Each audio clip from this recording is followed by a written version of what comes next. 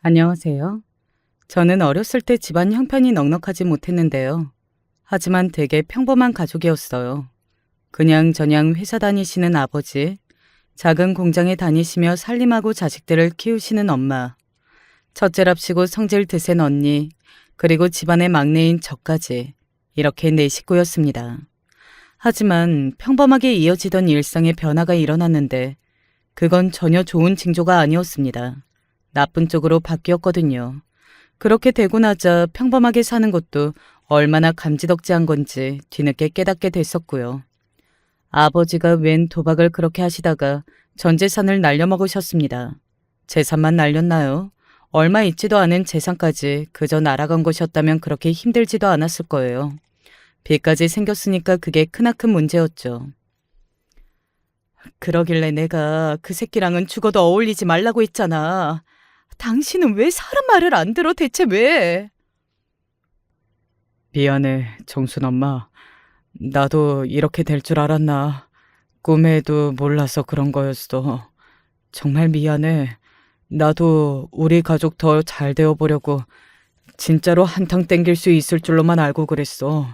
정말 그럴 수 있을 줄 알았단 말이야. 당신이 그렇게 멍청하고 순진에 빠졌으니까 내가 더더욱 그 새끼랑은 상종을 하지 말라고 했던 거야. 그 천하에 빌어먹을 나쁜 새끼 앞에서 당신은 그저 호랑이 굴 앞에 가련한 토끼만도 못하니까.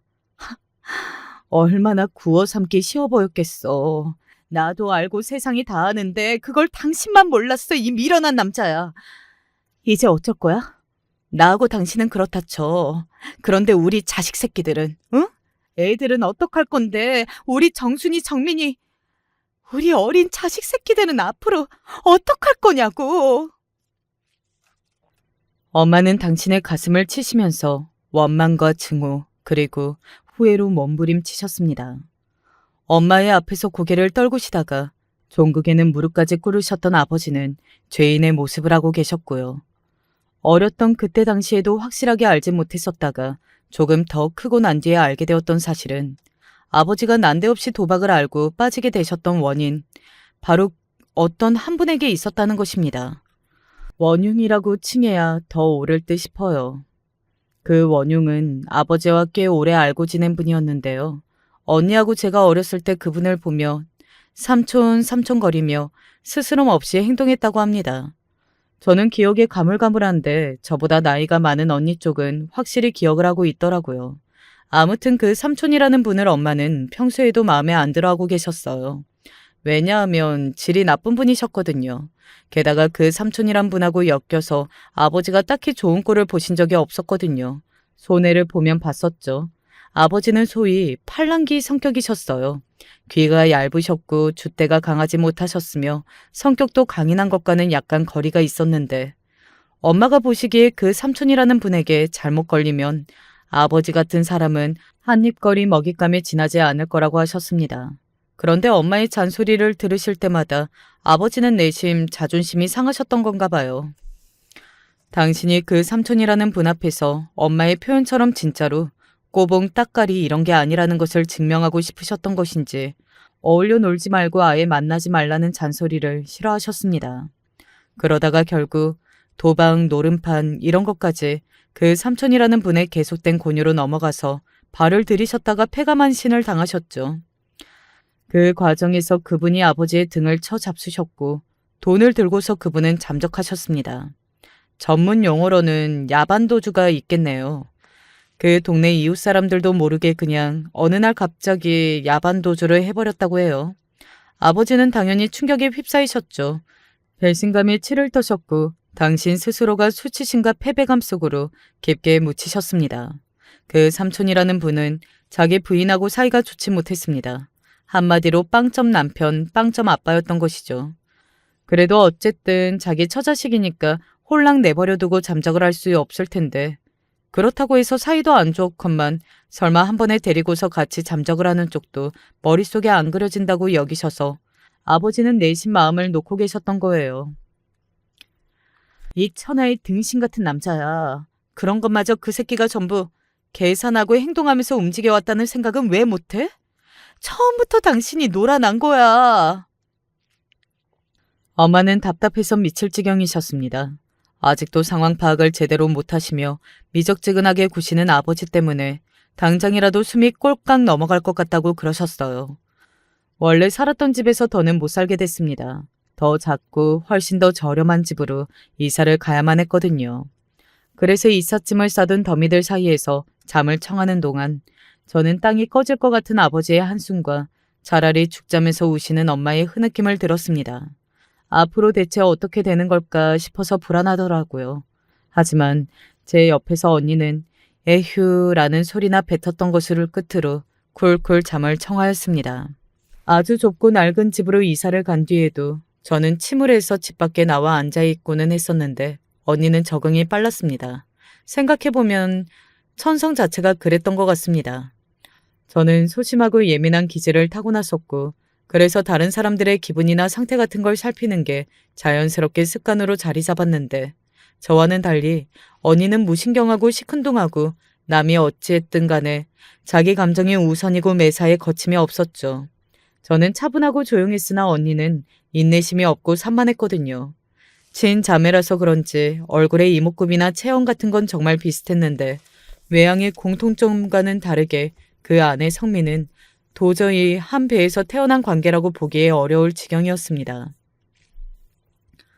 저는 아버지가 원망스러우면서도 안타까웠고 엄마가 걱정되었습니다. 하지만 언니는 무작정 부모님 두 분을 미련하다고 욕하였으며 그러면서도 이미 벌어진 일은 어쩔 수 없다는 태도를 취하였어요. 제가 감히 넘볼 수 없는 거침없는 무신경한 성격이었죠. 집안이 폭삭 주저앉았으니 이제는 해야 할 일과 나아가야 할 방향이 자명했습니다. 그건 바로 죽었다 생각하고 돈을 버는 것이었습니다. 엄마는 화병이 끓어올라서 당장이라도 죽을 것 같다는 소리를 입에 달고 사셨으나 그런다고 해서 사람 목숨이 끊어지는 게 아니었습니다. 살아서 무얼 하냐는 생각을 하면서 잠에 들어도 눈을 뜨면 새로운 하루의 태양이 떠 있고 그렇게 또 인생이 이어지는 것이죠. 엄마는 체념을 하셨고 쉬지 않고 일을 다니기 시작하셨습니다. 어떨 때는 3가지 일을 동시에 다니기도 하셨어요. 지금 생각하면 정말이지 말도 안 되는 것이었습니다.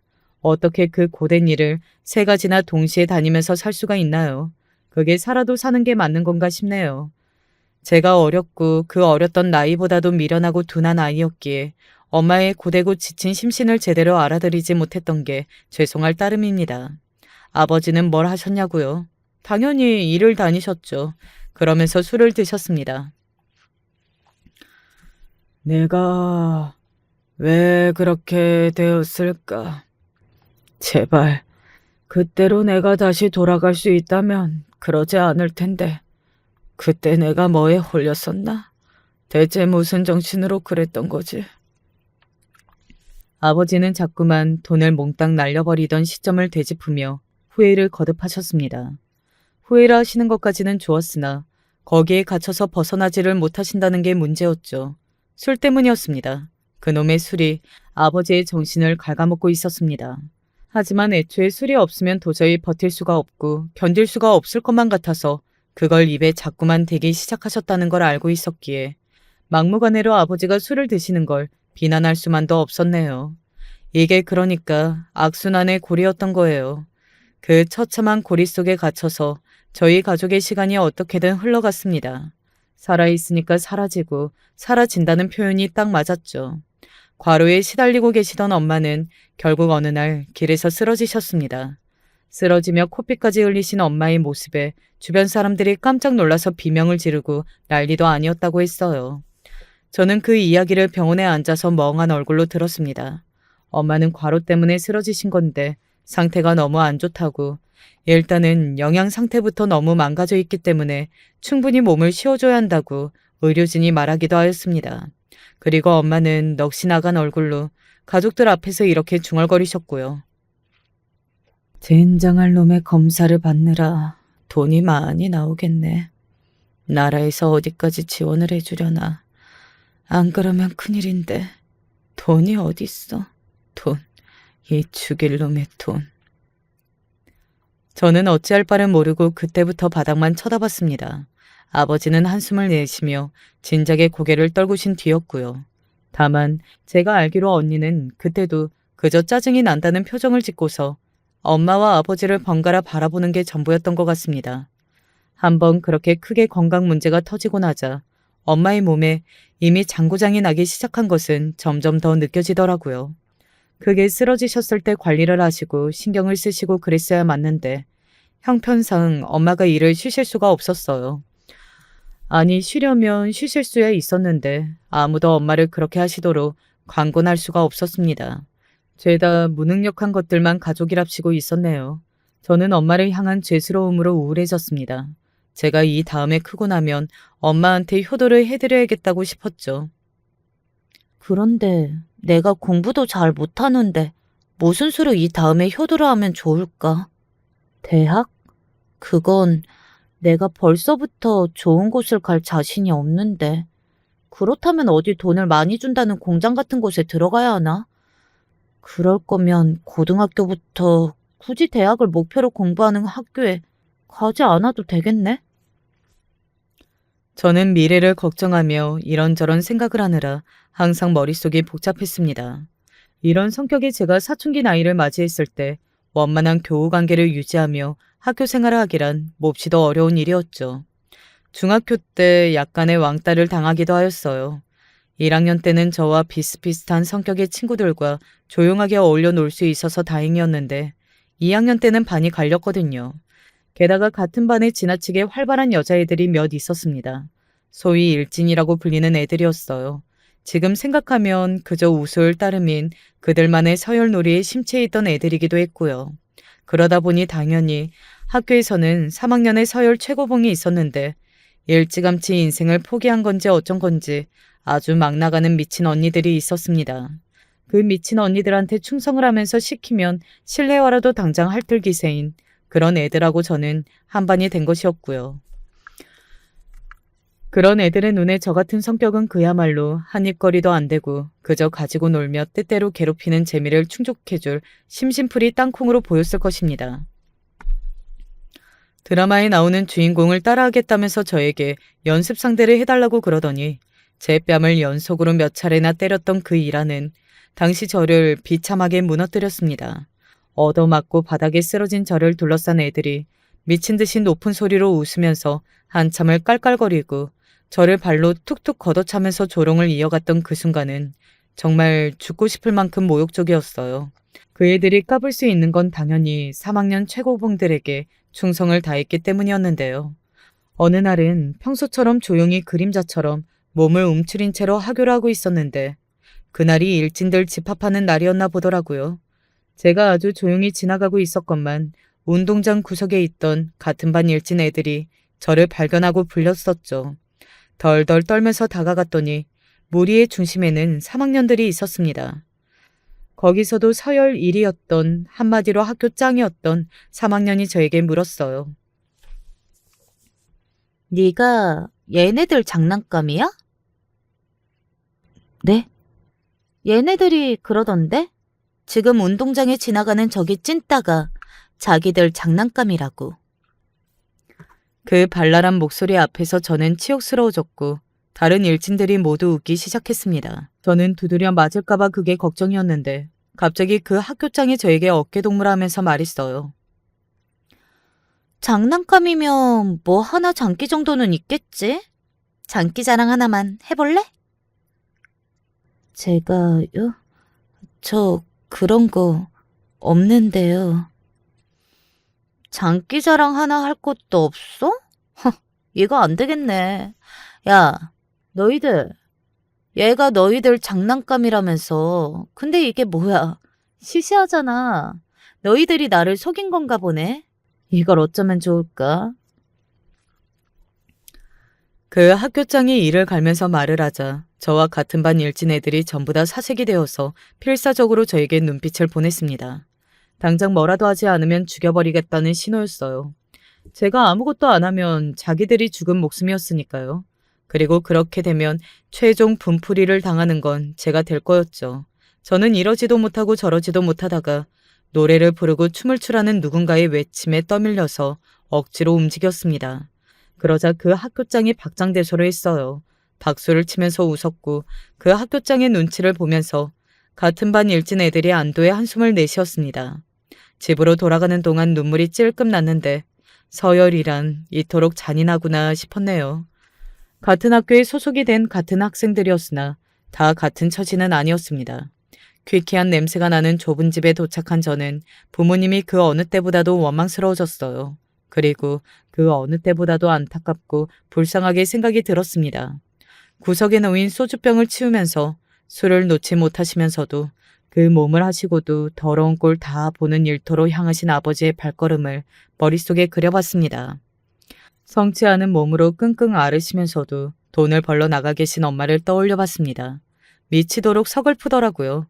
그래서 제가 감히 학교에서 힘들다고 이러이러한 이유로 괴롭힘을 당하고 배척을 당하고 있다고 그런 이야기를 집에서 할 수가 없었네요. 삶이 퍽퍽하고 고달픈데 자식 하나라도 고요할 만큼 조용해야죠. 애석하게도 이미 저희 집이 힘들 대로 힘든 상황이었건만 자식 하나는 엇나간 뒤였습니다. 저 말고 다른 자식도 있잖아요. 저희 언니요.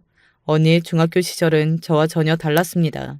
이를테면 언니는 저를 괴롭혀대는 그 일진의 비유를 할 수 있는 중학교 시절을 보냈거든요. 아주 요란했죠. 공부하는 진작에 담을 쌓았습니다.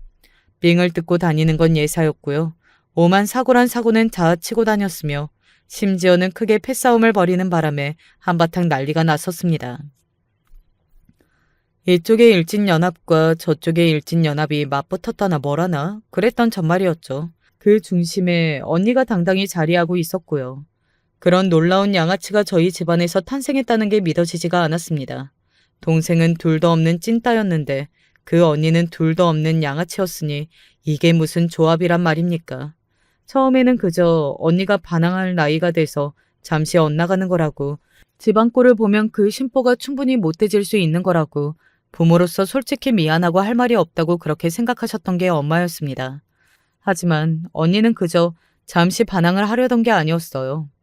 엄마가 언니를 한참 몰랐던 거예요. 반항이요? 누구한테 반항을 한다는 건가요? 언니는 진작 부모님을 향해서 욕이나 실컷 하면서 기대를 다 놓았던 인물이고 따라서 실망도 하지 않았습니다. 언니는 집에다가 반항을 해야겠다 이런 생각 자체가 없었어요. 그냥 놀고 싶어서 노는 거였고 양아치 짓을 하고 싶으니까 그런 것뿐이었고 남들을 괴롭히고 두들려 패고 삥 뜯고 서열의 맨 꼭대기에 군림하는 게 즐겁고 좋아서 그런 것뿐이었습니다. 뭐랄까 순수 악 같은 거였어요. 차라리 이유라도 있으면 말리겠는데 그게 아니니까 말릴 수가 없었습니다. 언니는 점점 더 도를 지나치기 시작했죠. 집에도 종종 안 들어왔고요. 패싸움까지 기어이 크게 벌어졌던 것에 엄마는 충격을 받으시고 그 지치고 고되었던 심신이 버티지 못했습니다. 그간 억지로 버티고 계셨건만 언니 때문에 다시 쓰러지고 마셨어요. 아버지가 분노하셨죠. 대가리에 피도 안 마른 게 벌써부터 경찰서를 들락날락해? 이런 미친 기집애를 다 봤나? 호적에서 파버릴 줄 알아? 가만 안 두겠다고 하셨으나 언니는 유유자적이었습니다. 조금도 들어먹지 않았어요. 양아치 집합소로 지역에서 알려져 있던 고등학교에 진학한 언니는 거기서도 독보적인 존재로 자리를 잡았고 심지어 그런 양아치 학교마저 끝마치지 못하고 자퇴를 하고 마는 기행을 저질렀습니다. 사실 태학의 위기에 처해 있었기 때문에 차라리 그냥 자퇴를 했다고 보는 게 맞았죠.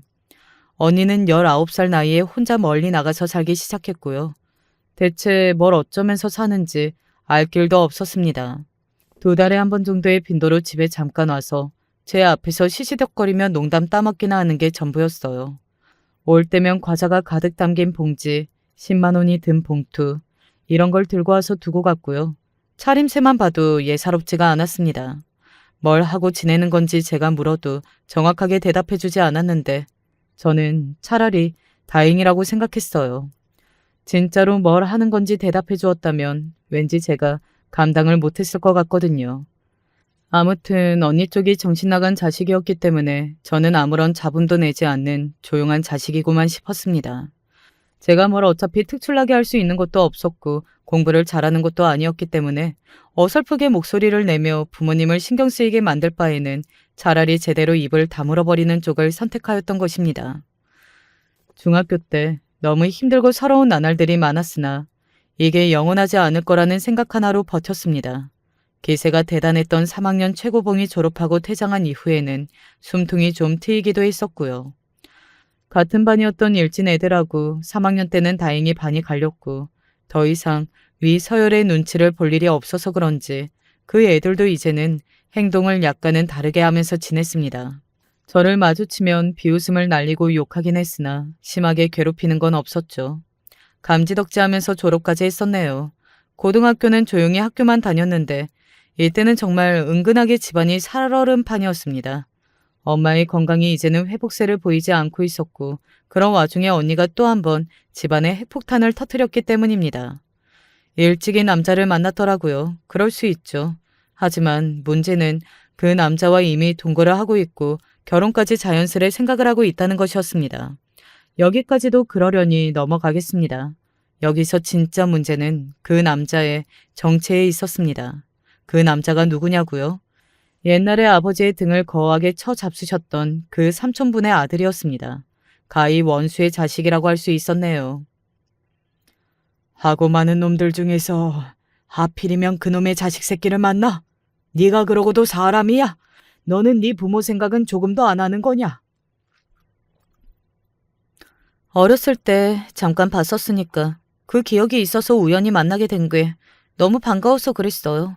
그리고 부모의 죄가 자식의 죄는 아니잖아요. 그렇게 따지면 멍청하고 무능한 아버지한테 난 전 똑같이 멍청하고 무능하니까 아예 인생의 패배자라고 낙인이 찍혀야 하나? 이런 못난 기집애가 너를 잘못 키웠구나. 짐승만도 못한 것을 자식이랍시고 낳고 키웠어. 폭발하신 아버지가 언니의 뺨을 세게 치셨습니다. 그 앞에서 언니는 세게 맞은 뺨을 부여잡고 피식 웃는 게 전부였어요. 그 삼촌이라는 분은 하나를 보면 열을 안다는 게 괜한 것이 아님을 잔뜩 증명하면서 사셨던 모양이었죠. 같이 데리고 야반도주했던 처자식을 단 2년 만에 져버렸거든요. 그러더니 잊을만 하면 찾아와서 돈을 내놓으라고 그랬고요. 이사 가고 또 가도 신기하리마치 잘 찾아와서는 돈 얘기를 했다고 합니다. 처자식을 징그럽게도 괴롭혀온 거예요. 추잡스럽게 살다가 된통 잘못 걸려서 결국에는 징역을 살게 되었고요. 그러니 언니의 주장으로는 자기가 만난 남자도 엄연히 한 명의 피해자일 뿐 죄가 없다고 했습니다. 하지만 부모님의 입장에서는 그렇지 못했죠. 당연했습니다. 세상에 얼마나 남자가 많은데 하필 그 핏줄인 건 뭐랍니까? 게다가 천년만년 감옥에 있을 곳도 아닌데 출소를 하고 나면 또 어떻게든 자기 처자식을 찾을지도 모르는 일이고 그렇게 되면 또 엮이게 되겠죠. 아버지는 만일 그렇게 되면 그 삼촌이라는 분을 직접 죽여놓겠다고 하셨습니다. 어떻게든 찾아서 책임을 묻고 가만 안 두고 싶었는데 이런 식으로 실마리를 잡은 게 운명이라고도 하셨죠. 하지만 그와 상관없이 언니가 그 핏줄과 결혼하는 건 도저히 용납할 수 없다고 단언하셨어요. 연을 끊겠다고 초강수를 두셨죠. 그러나 언니는 보통 내기가 아니었습니다. 진작에 통제라는 것이 전혀 안 되는 자식이었으니까요. 그리고 사고를 치는 범위가 진작에 싹이 다른 인물이었습니다. 언니는 예의 그 시큰둥한 표정을 지었을 뿐이었죠. 네, 그럼 그러세요. 괜히 시간 지나서 저한테 돈 달라느니 부양을 하라느니 그딴 개소리만 하지 마시고요. 어쩜 이런 엄청난 불효자식이 저희 집안에서 나올 수 있었을까요? 저도 충격이었는데 그러니 부모님은 어떠셨겠어요? 가슴이 찢겨 발겨지는 고통이셨겠죠. 엄마는 누적된 과로에 망가진 몸 상태, 거기에 극심한 스트레스가 더해져서 결국 혈관 쪽에 문제가 생겼고요. 수술을 받으셔야 했습니다. 갑상샘 쪽과 위장도 다 망가져 있었고요. 수술 예후까지 좋지 못해서 그 후로 엄마는 2번 다시 옛날의 모습을 되찾지 못하셨어요. 까랑까랑하던 엄마의 목소리, 말투, 눈빛 이런 것들을 다시는 마주할 수 없게 되었다는 게 미치도록 슬펐습니다. 엄마를 이렇게 만든 것들은 너무나도 많았죠. 하지만 가장 직접적인 원인은 언니였는데 엄마에게 그런 극심한 충격을 안겨줘 놓고도 나 몰라라 하면서 자기 혼자만 잘 먹고 잘 살겠다며 그렇게 자기 인생만 꾸려나갔습니다. 먼저 연을 끊자고 한 것은 그쪽이었으니 자기 쪽에서는 아무 잘못도 없다고 나왔어요. 아버지 또한 간 쪽이 많이 좋지 못하였고 관절이 많이 상해 있었는데 지난 세월 괜히 나약하게 술을 찾으면서 몸이 망가지는 걸 느끼면서도 술을 놓지 못했던 것이 한심하고 후회가 된다며 눈물을 보이셨습니다. 아버지 앞에서 저 또한 한참이나 눈물을 훔쳤던 날이었네요. 제가 열심히 할게요. 제가 앞으로는 어떻게든 잘 해볼게요. 아버지, 그니까 엄마를 부탁드려요. 정민아, 미안하다. 너를 이토록 힘들게 살게끔 만들어서 면목이 없다. 그리고 정말 고맙다. 아니에요. 낳고 키워주신 것만으로도 저는 감사한걸요? 성인이 되면 어떤 어른이 될지, 어떤 미래를 그려나갈지, 저는 그런 것을 기대하며 설렜던 적이 없었습니다. 다만 성인이 되면 뭘 어떻게 해서 돈을 벌지, 그래서 어떻게 집에 돈을 벌어다 줄지, 그것만 고민을 했었죠. 사람이 생각하는 대로 사라진다고 하더니만 정말로 제가 성인이 되었을 때 무료하게 짝이 없도록 그저 일만 다니면서 돈을 버는 생활을 하게 되었습니다. 엄마는 혼자 거동도 어려우셨고 그 옆에는 아버지가 계속 있어 주셔야만 했습니다. 엄마를 돌보시며 아버지는 틈틈이 소일거리를 하셨고 그것으로 고기 한 근 사드실 정도의 돈을 버셨습니다.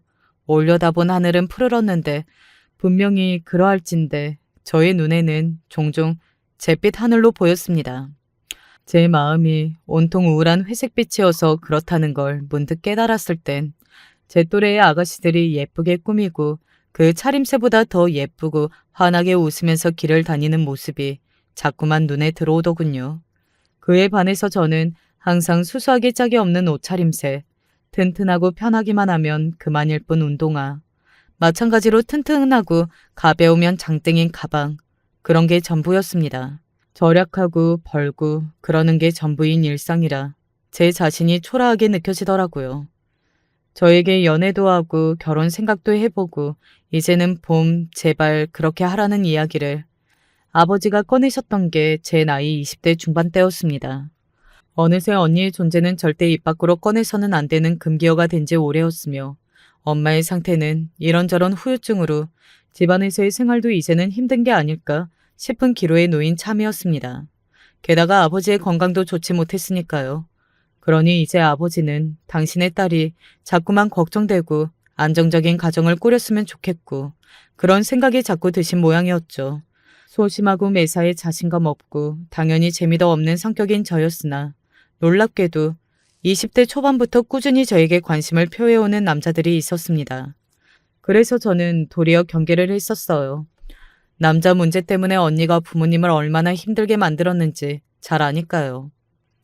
만약에 저마저 어떤 이상한 놈하고 잘못 얽히기라도 한다면 그때는 정말 수습이 안 되는 것이었습니다. 그리고 저는 남자를 잘 알지 못했습니다. 남자에 관해서라면 당시의 저의 수준은 좋게 말해서 순수했고 나쁘게 말해서 바보였습니다. 저 같은 여자가 잘못 남자를 만났다가는 인생이 끝날 것만 같았습니다. 두려웠어요. 제 자신이 못난 여자라고 생각이 돼서 자신감이 없기도 했었고요. 그래서 항상 차라리 혼자인 쪽을 택했습니다. 그랬던 저에게 강력히 이제는 누군가를 제발 좀 만나보라고 이야기를 해주시는 게 아버지였던 거예요. 정민이 네가 부족한 게 뭐가 있고 빠지는 게 뭐가 있냐? 못난 애비를 둔 것 빼고는 우리 정민이는 흠 잡을 데 하나 없이 최고로 잘난 아가씨야. 이렇게 잘난 아가씨가 여태 아무 놈도 안 만나고 이러고 있는 게 말이 안 되지. 아버지가 전에 없이 자꾸만 그러시는 게 불안과 걱정 그리고 자식에 대한 미안함 때문임을 알았습니다. 하도 고생을 하셔서 그런지 저희 부모님의 얼굴이 연배에 비해 많이 들어 보인다는 느낌을 새삼 받았어요. 그래서 저도 결심했습니다. 아버지가 이렇게까지 말씀을 해주시는데 어디 한번 부딪혀보자고. 오는 남자가 있거든 이제 막지 말고 용기를 내서 한번 만나보자고. 그렇게 의욕을 다졌던 거예요. 그러고 나서 만난 인연이 남편이었던 건데요. 처음부터 저를 한결같이 측은하게 여겨주고 감싸주고 지켜주고 싶다고 한 남자였습니다. 저의 든든한 버팀목이 되어주고 싶다고 말을 하는 남자에게 저는 의지를 하고 싶어졌고 이 남자라면 결혼해서 평생을 살아도 좋겠다는 생각이 들었죠. 시누이만 둘이었는데 큰 시누이는 남편과 나이 차이가 좀 나는 누나입니다. 시집을 가서 좀 멀리 떨어져 살았어요. 작은 시누이는 대학을 졸업하자마자 취업을 일본에서 하는 바람에 외국 생활하고 있었고요. 남편 혼자 아들이었던 건데요. 그런 아들이 저랑 결혼하겠다고 그러니까 시부모님이 뒤집어지셨죠. 저는 자신감이 떨어졌는데 남편은 자꾸만 자기만 믿으라며 의기양양하게 굴었습니다. 한바탕 또 난리였지만 결국에는 내가 이겼어. 자식 이기는 부모 없다고 그러잖아. 내가 우리 부모님을 결국 설득해냈어. 결혼하래. 그러더니 어느 날 진짜로 시부모님의 허락을 받아왔습니다. 믿어지지가 않아서 저는 이게 꿈인가 생시인가 싶었고요. 그게 정말이야? 진심이야? 그래. 이제 우리 결혼하기만 하면 돼. 내가 뭐라고 그랬어? 이 오빠만 믿으라고 그랬지. 거 봐. 내가 이렇게 멋지게 해내잖아. 그러게. 오빠 진짜 대단하다. 멋지다. 그런데 오빠, 대체 두 분을 어떻게 설득한 거야? 아, 그거? 허락 안 해주시면 한강다리 가겠다고 했어. 그러니까 깜짝 놀라시더니 그냥 결혼하라고 허락해 주시던데? 한강다리? 저는 그게 설득이 맞나 싶었습니다. 제가 아는 설득의 정의와 뭔가 많이 다른 듯 했지만 당시에는 그저 남편과 결혼하게 됐다는 사실이 너무 기쁜 게 커서 다른 걸 덮어버렸네요. 남편은 되게 외향적이고 목소리도 크고 표정도 밝은 사람이었어요. 저와 딴판이었죠. 저희 두 사람은 서로가 정반대라서 끌린 경우 같았습니다. 저에게 없는 이 활달함, 자기 부모 앞에서 다 큰 남자가 떼를 쓰고 난리치는 것까지 솔직히 말해서 부러웠어요. 남편의 인생이 부러웠습니다. 속으로 아, 나도 저렇게 살아왔다면 이라는 생각 그때 많이 했었어요. 시댁이 특별히 넉넉한 집안은 아니었고요. 그냥 평범했습니다. 시부모님 댁은 방 3개, 화장실 2개 아파트였죠. 시아버지께서는 흔한 대한민국 가장이셨습니다. 저 자식 먹여 살리려 회사에 뼈묻고 일을 해오신 분이었어요. 시어머니께서는 새벽같이 일어나 밥을 차리는 걸로 하루를 시작하고 집안 살림하면서 자식들 키우고 집안 대소사 다 챙기고 그렇게 살아오신 분이었고요. 근 시누이는 초등학교 다니는 아이 2 엄마, 시매부는 중소기업 다니는 회사원이었습니다. 해외에서 일하는 특이사항이 있으나 그곳에서 벌이 수준도 사는 모습도 정말 무난하다는 작은 시누이까지 눈물 겹도록 부러운 집안이었습니다. 이런 집안을 두고 사람들이 평범한 대한민국 가정이라고 하는 것을 알았습니다. 평범하게 사는 것도 누군가에게는 무척이나 힘들고 어려운 일임을 저는 아주 잘 알고 있었죠. 그래서 고맙고 감사한 마음으로 남편과 결혼하여 시댁에 발을 들였습니다. 얌전한 성격의 저를 보면서 시어머니께서는 이런 소리를 하셨었죠. 저런 애들이 제일 무서워. 간사하고 교활하지. 우리 아들같이 순진하고 착한 남자들은 그냥 속수무책으로 저런 고단수한테 넘어가 버리는 거야. 여자에 미치면 부모도 뭣도 눈에 안 들어오는 남자들의 특성을 저런 애들은 누구보다 잘 알고 있거든. 그걸 알고서 딱 기회를 엿보고 있다가 움직이는 거지. 저런 천하의 간악한 것 같으니라고. 사람을 면전에 두고 그런 소리를 할 수 있다는 걸 저는 중학교 시절에 체득한 바였기에 그나마 다행이었습니다. 당해본 경험이 없었다면 당혹스러움으로 어찌할 바를 몰랐을 거예요. 하지만 저를 못살게 굴었던 일진들은 제가 바로 근처에 있음에도 제가 없는 것처럼 제 이야기를 자기들끼리 하고는 했었는데 그걸 겪어봐서 시어머니의 의도를 제가 잘 알 수 있었습니다. 조용히 표정 관리를 하면서 최대한 못 들은 척 구는 것이 산책이었고요. 제가 당황해서 어쩔 줄 모를 거라고 예상하셨을 텐데 매사에 의연하고 꿋꿋하자 시어머니께서는 내심 놀라신 기색이었고 그러면서 저를 더 싫어하시게 된 모양이었어요. 저만 보면 짜증스레 노골적으로 눈을 흘기셨죠. 그러면 남편은 시어머니께 애교를 부렸습니다. 아이고, 우리 박 여사님 또 왜 이러실까? 얼굴 좀 풀어요. 고운 얼굴에 주름 생겨. 그러면 시어머니께서는 헛기침을 하시면서 저를 향한 날카로운 시선을 거두시곤 했어요. 더더욱 당신의 아들이 저에 비해 너무나도 아깝다는 생각을 굳히시는 것도 보였고요. 하도 시어머니께 저에 대한 안 좋은 이모저모를 늘어놓으시니까 시아버지께서도 저를 떨떠름한 눈치로 바라보셨습니다. 엄마는 제가 결혼할 무렵부터 상태가 더 안 좋아지셔서 거의 집안에서만 지내셨고요. 건강이 안 좋기로는 매한가지인 아버지가 이제 소일거리도 그만두시고 엄마의 곁에 계셨습니다. 저희 부모님은 그러고 지내시는데 저희 가족은 이런 모습인데 남편을 포함해서 시댁 식구들의 모습이 어찌나 또 부럽던지요. 저는 그 사이에 낄 수가 없었어요. 저로 하여금 자기들 사이를 파고 들어가는 것을 시댁 식구들이 허락하지도 않았고요. 미묘한 선이 그어져 있었습니다. 그 선을 넘지 말라고 눈빛으로 말투로 행동으로 항상 저에게 경고를 보내오고 있었고요. 결혼하고 난 뒤 자연스레 저는 위축된 생활을 하게 되었어요. 남편은 저를 자기 가족들하고 융화시켜주려고 노력을 하지 않았죠. 자기가 징검다리 역할을 멋지게 해내면 그만이라고 했습니다. 제가 할 일은 자기를 바라보고 기대는 것이라고 했습니다. 그러면 되는 것이라고 했습니다. 그래서 그렇게 했습니다. 저는 순종적인 아내였어요. 모진 소리를 들어도 말대꾸 한 번을 안 하는 조용한 며느리였고요. 그랬던 게 잘못이었을까요? 돌아온 것은 남편의 바람이자 시댁의 방조이며 방관이었습니다. 어느 순간부터 남편은 야근이 잦아졌고 갑자기 주말에 친구들과 모임 약속이 생기는 둥 밖에서 시간을 많이 보냈습니다. 이상했지만 그래도 의심은 하지 않았습니다. 멍청하게 군 대가로 저는 남편의 휴대폰에서 바람의 증거를 발견하고 오열해야만 했습니다. 남편이 휴대폰으로 게임을 하다가 씻으러 들어갔을 때 화면에 꺼져 있지 않은 걸 발견했었죠. 제가 절대 남편의 휴대폰에 손을 댄 적이 없었어요. 그래서 처음으로 그날 휴대폰을 한번 봤는데 마침 상간녀에게서 메시지가 왔던 것입니다. 저장 이름은 남자였지만 대화 내용을 보니 여자였죠. 게다가 충격적이었던 사실은 둘이 같이 찍은 사진을 봤는데 상간녀 얼굴이 낯설지 않다는 거예요.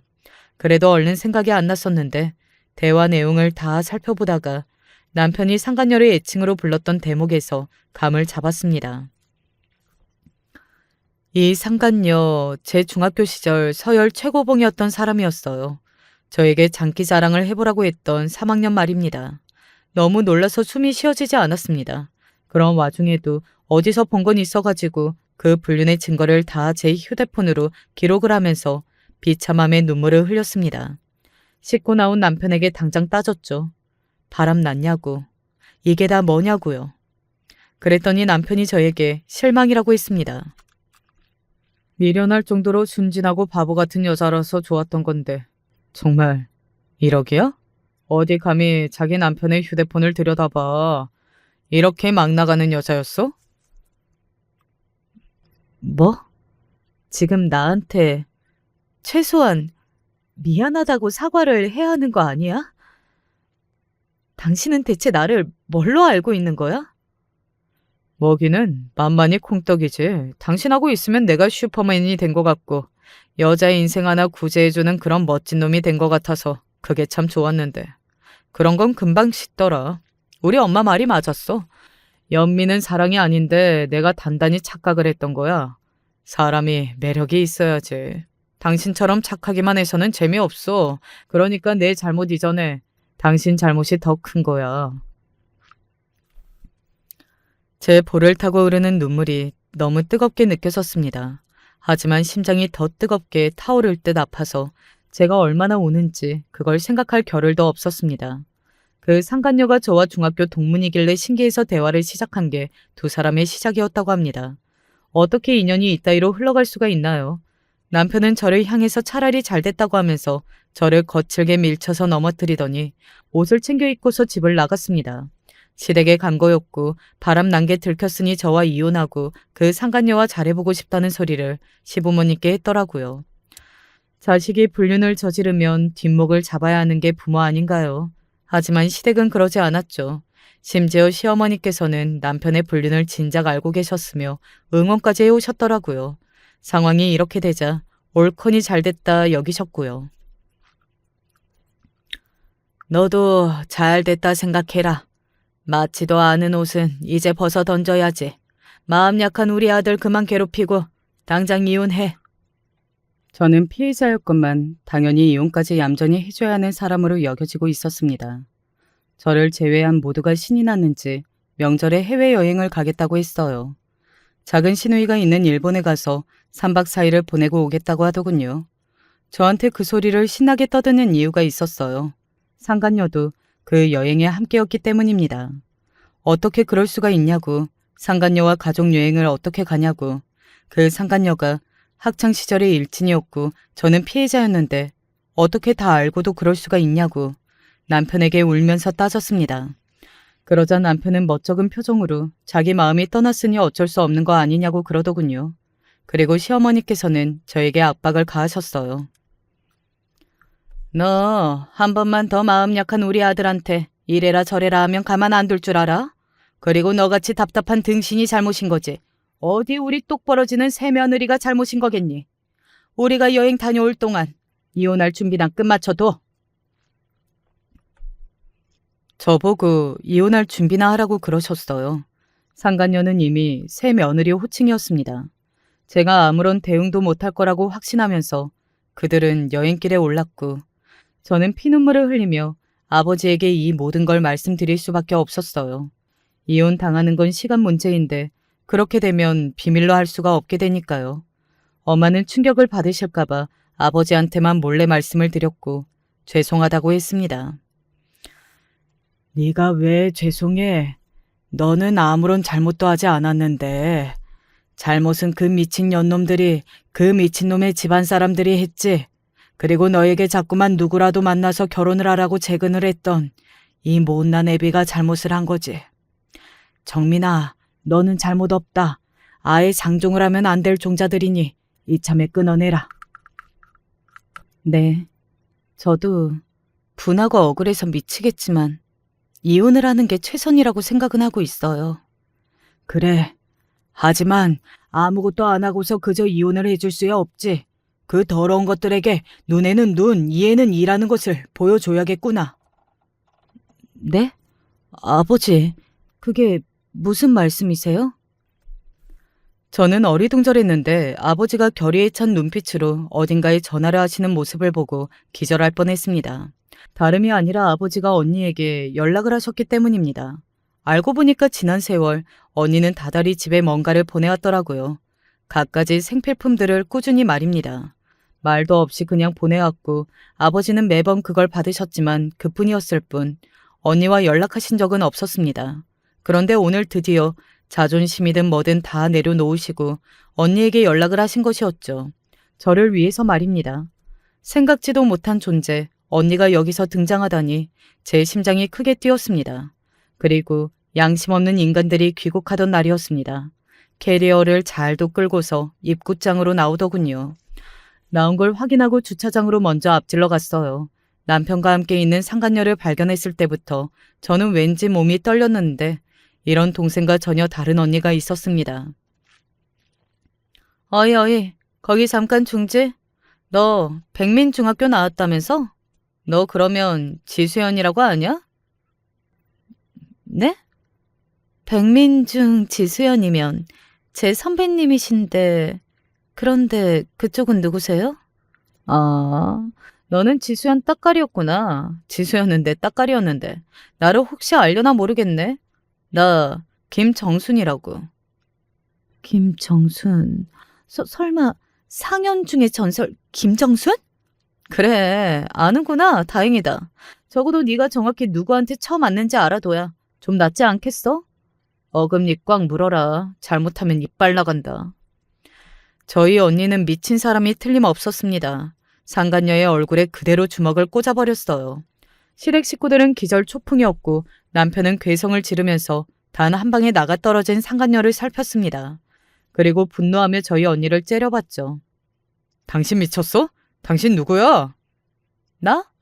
나는 너의 처형이세요. 그러니까 말 놓지 마라. 이 건방진 새끼야. 네가 내 동생 눈에서 피눈물 나게 만들었지? 너는 뒤졌어. 내가 오늘 네 양쪽 눈깔 뽑아간다. 네? 얘기로만 전에 들었던 바로 그분이시라고요? 저기 잠깐만요. 이러지 마시고 좀 진정을 하세요. 네가 그런답시고 내가 진정을 하겠니? 어? 어떻게 생각해? 언니가 주먹과 목을 동시에 돌리며 가까이 다가가자 남편은 일어나 보려다가 겁에 질려서 엉덩방아를 찍었습니다. 그 옆에는 상간녀가 여전히 바닥에 널브러져 있었고요. 시댁 사람들이 오만 호들갑을 다 떨면서 공항 직원을 부르다가 112에 신고를 하려던 바로 그때였습니다. 어디 한 보자. 조져야 될 것들이 저것들인가? 저것들만 조지면 되겠는가? 딱 봐도 어둠의 뒷세계에서 살아갈 것 같은 건장한 체격의 남자 4명이 다가왔습니다. 그 사람들이 묻고 있는 방향을 쳐다본 남편이 그제야 저를 발견하고서 탄식을 했습니다. 저는 완전히 무표정한 얼굴을 하고서 주차장의 기둥에 기대어 서 있었죠. 이제 시댁 식구들은 너나 할 것 없이 본능적으로 무릎을 꿇은 상태였습니다. 본능적인 공포, 생명의 위협을 느낀 순간 보이는 반응이란 그런 것이었죠. 그 사람들이 누구인가 하면 그 옛날 저희 아버지를 나쁜 길로 인도한 것도 모자라서 돈을 뜯어내고 잠적을 했던 그 삼촌이라는 분의 깜빵 동기 인맥이었습니다. 그분의 아들과 눈이 맞아서 가져가고 연을 끊고 사라졌던 게 저희 언니였죠. 두 사람은 오래 동거했고 사실혼 관계로 지냈으나 끝내 혼인신고는 하지 않았으며 그 아들 쪽에서 언니에게 잘못을 많이 하고 배신을 하는 바람에 두 사람의 관계는 끝났습니다. 언니는 일생일대의 자비를 베풀어서 그 잘못과 책임을 묻지 않았고 그 아들이 새로운 여자를 만나 과거를 세탁한 채 결혼하는 것도 눈 감아 주었어요. 하지만 언니는 그 아들의 약점을 쥐고 있는 셈이었고 아껴왔던 그 카드를 저를 위해서 꺼내 들었던 거예요. 촌수로 하신 그 삼촌분은 처자식에게 용서를 빌며 제발 받아달라고 하고 있던 와중이었고요. 결혼 생활이 깨질까봐 난리가 난 그 아들이 자기 부친에게 이 일 좀 해결해달라고 하였습니다. 자, 그렇게 모든 아기가 맞아떨어져서 뒷세계의 분들이 저를 위한 자리에 등장을 하셨던 것입니다. 소뚜껑만한 손에 뒷머리채를 잡혀서 자동차 보닛에 얼굴이 처박히는 남편의 모습을 제가 씁쓸히 지켜보았죠. 시아버지께서는 돈이라면 얼마든지 주겠다고 비셨고 시어머니께서는 두 손을 모아 싹싹 빌면서 시키는 대로 다 할 테니까 당신의 아들만 살려달라며 눈물 콧물을 다 흘리셨습니다. 제가 그 자리에서 받아낸 것은 이혼 도장과 위자료였죠. 시댁의 형편을 제가 뻔히 아는지라 이 정도면 두둑하게 뜯어냈다는 것을 알았습니다. 그리고 그들이 감히 신고 따위에 보복을 할 수 없도록 만일 그렇게 되면 어떻게 그들의 사회생활이 끝나게 되는지 저희 언니가 친절하게 웃으면서 일러주었습니다. 엉망으로 무너져 내린 얼굴로 시어머니께서 연신 고개를 끄덕이셨습니다. 저는 꾸벅 인사만 남긴 채 돌아섰죠. 후련하기도 하고 씁쓸하기도 하고 생전 처음 느껴보는 감각을 안고서 집으로 향했습니다. 저희 부모님이 계시는 진짜 집으로 말입니다. 언니와 함께 도착을 하자 밖에서 아버지가 서성이고 계셨어요. 저는 저절로 미소가 지어졌는데 옆에서 발걸음이 멈칫하길래 고개를 돌려보니까 언니가 울컥한 얼굴이 되어 있었습니다. 아버지는 아무 말씀 없이 그저 고개를 끄덕여 주셨습니다. 그리고 집 안으로 들어갔더니 엄마가 최근 몇 년간 배웠던 것 중에 가장 밝은 안색으로 앉아 계셨던 거예요. 내 새끼들 왔어. 정순아, 정민아, 얼른 와라. 너희 주려고 나물 묻혀놨다. 그 말씀을 듣자마자 언니가 미친 듯이 오열을 하면서 엄마를 끌어안았습니다. 정신없이 우느라 뭉개진 발음으로 계속해서 죄송하다고, 정말 잘못했다고 그런 용서를 빌고 있었죠. 저는 아버지의 손을 꽉 잡은 채 서로에게 몸을 기대서 울고 웃으며 엄마와 언니의 모습을 지켜보았답니다. 그 이후로는 어떻게 되었냐면요. 최고로 잘 됐어요. 왜냐하면 저희 가족에게 평범한 일상이 찾아왔거든요. 적적함을 달래려 소일거리라 하시며 엄마를 돌보시는 아버지는 그 삼촌분에게 사과와 보상을 받으셨으며 나날이 기력을 되찾으시며 사부작 집안 일을 하시고 산책도 종종 다니시는 엄마, 인터넷 쇼핑몰을 운영하시면서 꽤 돈을 잘 버는 언니는 한 달에 2번씩 지역 봉사활동까지 다니고 있고 마지막으로 저는 바쁘게 돌아가는 카페에서 직원으로 일을 하며 활기찬 하루하루를 보내고 있어요. 전에 없이 자신감 넘치는 성격이 되었고 저보다 1살 어린 남자친구와 연애도 재미있게 하고 있답니다. 안녕하세요. 누구나 살면서 한 가지씩은 강하게 열망하기는 하는데 계속 시간이 지나면서 점점 옅어지고 후회로 남게 되는 것 같아요. 저는 아니지만 저희 장모님의 경우를 보면 솔직히 좀 마음이 안 좋더군요. 인생이란 진짜 뭔가 싶어 다른 분들의 생각도 듣고 싶어서 사연을 남기게 되었습니다. 요즘 세대들은 시집 장가가서 완전히 독립하기 힘들다고 흔히들 말하는데요. 저는 그쪽에 속하기도 하고 아니기도 합니다. 보통 시댁 고부 갈등이 많은 편이지만 우리 부부는 장모님과 가까이 살면서 도움을 많이 받았어요. 무뚝뚝한 사위가 가끔 불만이실 수도 있는데 장모님은 늘 기운차게 인사를 해주셨고 가족들 하나라도 더 먹이겠다고 살뜰히 집안을 돌보셨어요. 부부 각각의 커리어는 완전히 독립해 있으면서도 생활적인 부분은 여전히 부모님께 속해 있는 입장이었는데요. 사실 제가 장모님을 이렇게 애틋하게 생각하는 데는 이유가 있습니다. 저는 어렸을 적 어머니를 일찍 여의고 아버지와만 함께 살았는데요. 저희 아버지는 굉장히 엄하신 분이었어요. 너 청소 아버지가 하라 했냐 안 했냐? 얼른 당장 안 해? 아버지 말을 뭘로 듣는 거야? 아직 어렸던 저에게 청소 안 한다고 뭐라 하는 건 기본이었고 요리든 빨래든 제가 직접 하도록 하셨습니다. 저 먹을 건 제가 하라는 식이었는데 그 바람에 전 초등학교 고학년 때부터는 저 혼자 먹을 건 알아서 차려 먹었어요. 이런 제 가정 형편을 안쓰럽게 여기셨던 담임 선생님이 있었는데 선생님은 제가 늘 똑같은 옷을 입고 학교로 오니까 어느 날은 저를 부르셔선 제 집안 상황을 여쭤보셨어요. 그리고 아버지에게도 전화를 걸었지만 아버진 제가 학교에서 놀림을 받든 뭐라든 관심 밖이었습니다. 내가 허리 휘어가며 네 먹여 살리느라 일하는데 하는 말을 늘 꼬리표처럼 달고 다니시면서 제게 이거 해라 저거 해라 심부름이나 시켜대곤 했어요. 중학교 때쯤 되니 이젠 아버지 밥 차려드리고 집안일 하는 건 모두 제 차지였습니다. 한참 뛰어놀거나 공부를 할 시기에 저는 다른 아이들처럼 평범하게 자랄 수가 없었어요. 당연하지 않는 일들을 당연하게 하면서 그게 제 책임이고 의무라 믿어 의심치 않았습니다. 아버지 말도 그땐 어느 정도 일리가 있다고 생각했으니까요. 허리 휘어지게 일하는 게 다 너 때문이다. 라고 하는 아버지의 말이 그땐 무조건 옳다고 생각했어요. 하지만 사실상 아버지는 정말 학비와 그야말로 기본적인 생활을 할 수 있는 생활비 빼고는 집에 아무런 보탬이 되지 않으셨어요. 그걸 알게 된 건 고등학생 때였습니다. 슬슬 저도 좋은 대학에 가고 싶어 학원을 보내달라 했더니 내가 너 먹여 살리는 것도 힘든데 그런 데까지 보내줘야 하냐? 하면서 단칼에 거절을 하시는데 죄송해요 아버지.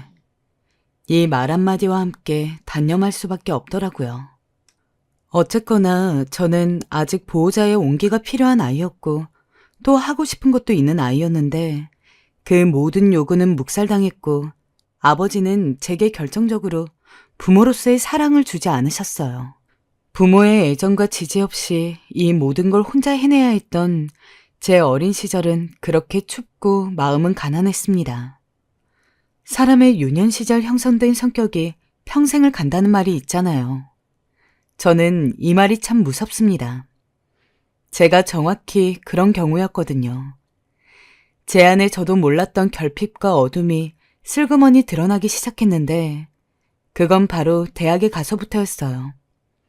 저는 친구들과 어울릴 줄은 몰랐습니다. 중학교, 고등학교 때야 공부하느라 친구를 일부러 안 만들었다고 치지만 대학에 가서도 저는 늘 혼자였어요. 사람들과 어울리는 게 뭐랄까요?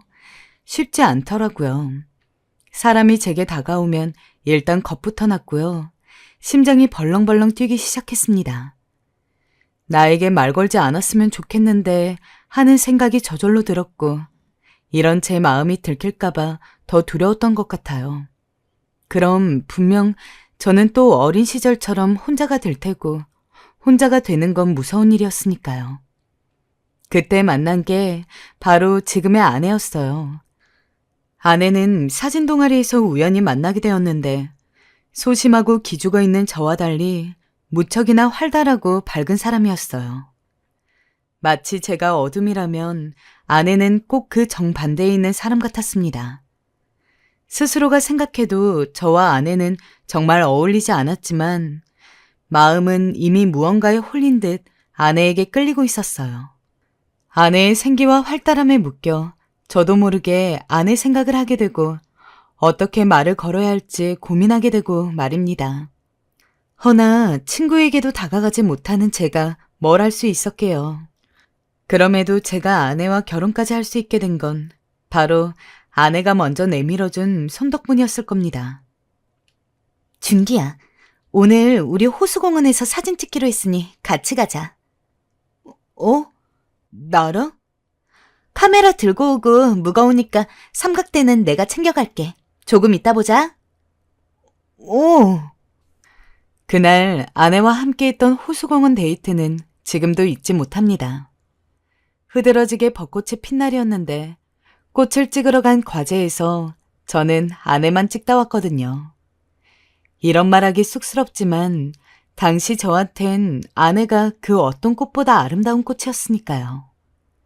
나중에 과제를 제출하며 찍은 완성작들을 보는데 아내는 이미 제 마음을 눈치채고 있었는지 슬며시 웃으며 다음 단계로 넘어가 버렸어요. 그 다음 단계가 너무 예상치 못한 것이었지만요. 바로 입맞춤이었습니다. 준기야, 우리 뽀뽀했으니까 사귀는 거야? 다른 여자 만나면 너 죽어. 이 말을 하고 술기운에 탁자 위로 턱 쓰러지는데 방금 무슨 일이 일어난 건지 이게 꿈인지 생시인지 혼란스러워서 다리만 벌벌 떨었습니다. 근데 문제는 술 취한 이 여자였으니 저는 그날 아내를 업고 어쩔 수 없이 골목길 수백 개의 계단을 지나 아내가 알려준 집으로 갔습니다. 그때 처음으로 장모님을 뵈었네요. 아이고, 얘 상태가 왜 이래? 아이, 넌 또 누구고? 안녕하세요. 저 은미 친구인데요. 은미가 술을 먹고 쓰러져서. 이놈의 기집애, 또 술 처먹고 지랄병이 난 거야? 아니, 엊그제도 어떤 놈 등에 업혀 저러고 들어오더니 오늘도 이래? 내 오늘 이 기집애 다리 몽둥이를 착살내던가 해야겠다. 잠시만. 근데 자네는 뭐하는 작자야? 우리 은미랑 사귀는 사이야? 저요? 아닙니다. 그냥 친구예요. 아내가 사귀는 거라고 말하긴 했지만 장모님 말을 들어보니 이 여자가 저한테만 한 말이 아닌 듯 싶었습니다. 또 사귄다고 했다간 엄청난 추궁을 당할 것 같아서 서둘러 아니라 했어요. 정말로? 정말로 아니야? 나 거짓말 탐지기야? 네, 아닙니다. 그래, 하기야 얼굴이 희어멀건하게 생겨선 우리 은미 스타일은 아니긴 하구만. 알았네, 수고했어. 가봐. 이놈의 기집애야, 당장 안 일어나? 그런데 이상하게도 당시 저는 장모님이 될 거라곤 상상도 못했지만 이상하게도 장모님에게서 푸근함을 느꼈습니다. 인연은 진즉에 알아보는 건지 몸빼 바지를 입고 여장부같이 천하를 호령할 기세로 아내에게 버럭 소리를 질러대던 장모님이 어쩐지 낯이 익었습니다. 하지만 장모님은 상상치 못하셨나 봅니다. 아내와 결혼을 하기 전 장모님 댁에 찾아갔을 때 절 보곤 깜짝 놀라시더라고요. 우리 은미가 정말 자네와 결혼할 거라곤 상상치도 못했네. 어쨌든 잘 됐구만. 얘 술 안 먹고 돌아다니도록 자네가 잘 감시하게. 알았지? 덕담치곤 좀 특이한 덕담이긴 했지만 그렇게 저는 장모님의 허락을 받았습니다. 하지만 결혼을 하기 전 걱정되는 부분이 있었습니다. 당시 아버지와 거의 연을 끊은 상태로 지내고 있었기 때문이었죠. 그건 제가 장모님 댁을 찾아가기 2주 전 일이 있었습니다. 아주 오랜만에 보고 싶지 않았지만 그래도 부모인지라 아버지에게 결혼을 한다고 말을 하기 위해 만난 자리였는데 아버지가 또 늘 해왔던 똑같은 요구를 하시더군요. 준기야, 결혼은 축하한다. 너도 애 낳고 하면 아마 내가 널 위해 얼마나 희생했는지 알 거다. 근데 너 결혼하느라 모은 돈 좀 있지? 그것 좀 줘봐라. 아버지가 꼭 쓸 때가 있어. 아버지 도박하라고 드릴 돈 없습니다. 이미 저번에 몇 번 해드렸잖아요. 제발 좀 끊으세요. 그리고 저도 이제 장가 갑니다. 모은 돈은 거기에 써야 한다고요. 야, 부모가 달라면 네 하고 군말 없이 주는 거지? 대기업 다니면서 돈도 많이 버는 놈이 그 돈 부모한테 주는 게 그리 아까워? 그리고 네 결혼할 사람은 걔는 돈 없냐? 걔 돈으로 결혼하면 될 거 아니야? 아버지, 무슨 말도 안 되는 소리 하세요? 결혼은 은미 혼자예요? 저도 같이 하는 거예요. 결혼한다고 말한 자리에서 꼭 이렇게 또 돈 얘기로 사람 속 시끄럽게 하셔야겠어요? 결혼 자금 한 푼 대주지도 않고 대줄 생각도 안 하시는 건 그렇다 쳐요. 기대도 하지 않았어요. 근데 어떻게 자식한테 늘 뜯어낼 생각만 하세요? 이상하게 그날은 저도 더 격분한 날인 것 같아요. 결국 아버지와 저의 말싸움은 영영 보지 말자는 인연 끊자는 말로 종지부를 찍게 되었고, 그날은 저도 눈물을 참을 수가 없어 소주를 물처럼 벌컥벌컥 들이켰던 것 같습니다. 하지만 문제는 결혼식이었죠. 일단 상견례부터 차질이 생겨버렸습니다. 말을 하면서도 장모님을 뵐 낯이 없더라고요. 장모님, 제가 얼마 전에 아버지랑 일이 좀 있어서 상견례 날짜를 좀 미뤄야 할 것 같습니다. 정말 죄송합니다. 일? 무슨 일? 그게... 얼른 말해봐. 뭔 일인데 그래? 장모님의 재촉에 못 이겨 저는 그 자리에서 아버지와 싸운 얘기를 자초지종 털어놓게 되었습니다. 어린 시절 이야기까진 하지 않았지만 아버지가 제게 돈을 자주 빌렸고 갚지도 못하면서 계속 요구만 하고 있다고, 그런 상황이라 죄송하다고 말씀을 드렸죠. 이야기를 다 들으신 장모님은 한참 생각하시더니 별말 덧붙이지 말고 천천히 진행하자 하셨습니다. 그리고 고개를 못 드는 제게 이렇게 말씀하셨어요. 이서방, 원래 가족이 제일 이해하기 힘들고 화해하기도 힘들어. 자네 마음 이해해. 그러니 나한테 너무 미안해하지 말게. 나도 우리 아버지랑 사이 무지 안 좋았어. 결혼하고 애 낳고 나서야 아버지 성질도 죽고 내 성질도 죽으니 같이 살만해진 거지. 자네만 그런 거 아니야. 지금 생각하면 내 딸이 시집갈 집안이 그런 집안이라는데, 아내에게는 뒤에서 한마디 할 법도 했지만 아무 말씀하지 않고 외려 따뜻한 말로 사정을 이해해 주셨어요. 장모님은 그때부터 제게 참 좋은 분이었습니다. 마치 내가 엄마가 있다면 이런 엄마가 있었으면 좋겠다는 마음이 들 정도로요. 그러나 아버진 여기서 끝나지 않았습니다. 상견례까진 어떻게 잘 넘어가나 했더니 결혼하고선 신혼집에 찾아와선 돈 달라고 협박하고 소리 지르고 난리도 아니었습니다. 부모이지만 이래서 연을 끊고 싶는구나 하는 마음이 절로 들었습니다. 특히 저만 있을 땐 괜찮았지만 일 끝나고 와 편하게 쉬어야 할 시간에 와서 아내와 저를 동시에 괴롭히시니 더 미칠 노릇이었어요. 그런데 여기서 나서준 게 장모님이었어요. 어느 날인가 아버지가 와서 술에 취해 또 난리를 치고 있었습니다. 준기야, 너 어떻게 나한테 이럴 수가 있냐? 어? 자식이 부모한테 어떻게 이럴 수가 있어? 아버님, 그만하세요. 이 사람도 힘들어요. 저희 돈 없어요, 아버님. 넌 좀 빠져라. 네가 말해봐. 어디 자신 있으면 말해보라고. 아버지가 언제 절 허리 휘어지게 키우셨습니까? 제가 돈 달라 하면 한 번도 주지 않으시고 학원 한 번 보내주지 않으시고 배고프다 하면 빵 사 먹으라 돈 던졌던 분이, 아버지 때문에 제가 얼마나 지옥 같은 시절을 보냈는지 알기나 하세요? 다른 애들이 매점 가자 뭐 하자면 모여 놀 때 저는 끼지도 못하고 늘 혼자 지내야 했다고요. 아버지, 제가 9년 내내 왕따였던 거 모르시죠? 제 별명이 고아라는 것도 모르셨죠? 이놈의 자식이 어디서 아버지한테!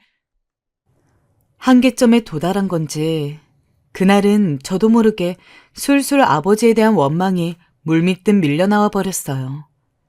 저도 감정이 너무 격해져 있어서 어느새 장모님이 현관문을 열고 들어오신 줄도 몰랐습니다.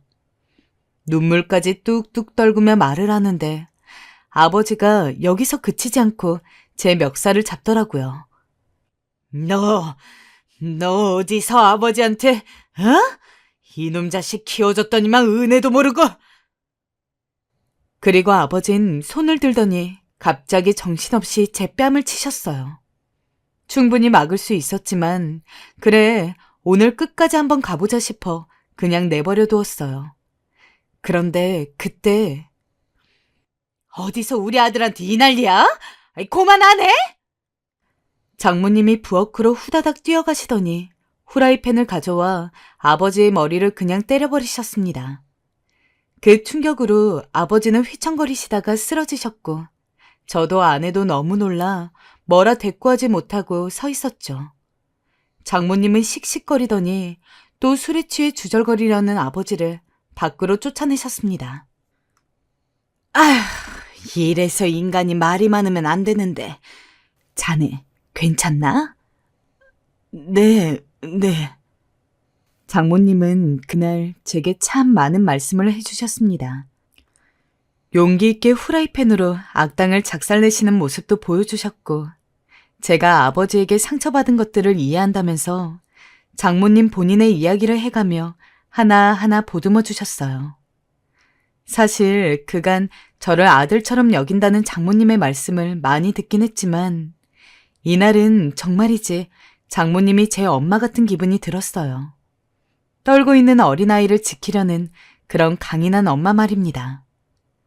아무튼 이후로 저는 장모님에게 마음의 문을 많이 열게 되었고 더 아들처럼 살뜰하게 잘 해드리게 되었어요. 엄마, 아니, 장모님, 오늘 외식 어디로 가실래요? 가끔은 저도 모르게 장모님을 엄마로 부르는 헛소리가 튀어나오는 게 문제였지만 그럴 때마다 장모님은 특유의 시원한 웃음을 터뜨리며 그래, 내가 네 엄마다 하고 웃곤 하셨어요. 가장 좋은 희소식이 있다면 아버지는 호랑이 같은 장모님이 무서우셨는지 저희 신혼집엔 오지 않으셨고 저한테만 간간히 연락하셨죠. 하지만 그것도 장모님이 다가와 제 핸드폰을 빼서 한 번만 더 연락하면 내 당신을 가만두지 않을 거라고 무섭게 몰아치는 통에 하지 못하셨습니다.